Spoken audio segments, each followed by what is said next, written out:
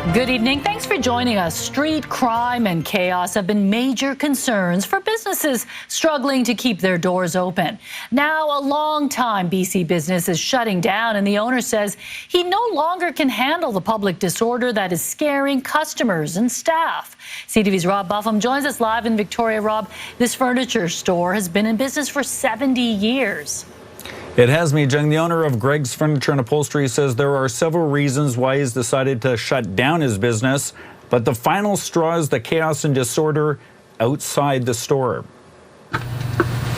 They've been building and fixing furniture for 70 years. In a few weeks, they're closing the door at this downtown Victoria store. Certainly been the tipping point in us closing. We would have hung in for at least another year or two, I think, if it wasn't for the street crime. Street chaos, including threats of violence to staff and customers, and plenty of petty crime, including vandalism and thefts from cars parked nearby. If people aren't coming in, then that's the lifeblood of the business.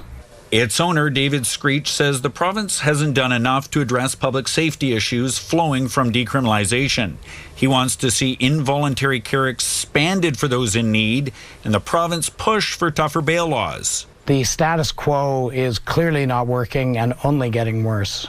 It's not the only iconic business impacted by street crime. This fabric store on Vancouver's downtown east side has been a staple for decades. Its windows boarded up during the pandemic. It announced on Facebook it's closing for now, selling the building, citing multiple reasons for that decision, but noting the vandalism, graffiti crime, and our neighborhood falling apart around us are a reason we won't relocate in downtown Vancouver, but not the reason we're closing. These issues are not limited to our neighborhood or city. It's a growing sense of lawlessness on the streets. It's one thing, the homelessness, but when you're dealing with lawlessness and criminal element. The head of Victoria's Downtown Business Association says Greggs Furniture is just the first of many that will close if the issues aren't addressed. The fatigue out there among business owners and their staff is reaching a critical point.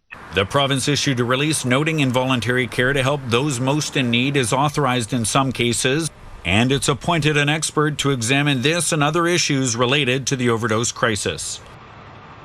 The owner of Greggs Furniture is a former mayor in the area, and he is vying for the nomination for the federal Liberals in the upcoming election, a fact that the Ministry of Mental Health flagged for me when I spoke to them today and suggested was perhaps a motivation for the timing of his coming forward with these concerns. We put that to David Screech, who said he was not only disappointed but floored by that suggestion, pointing out for several years he has raised these concerns. Mijung. Rob Buffum reporting live tonight from Victoria.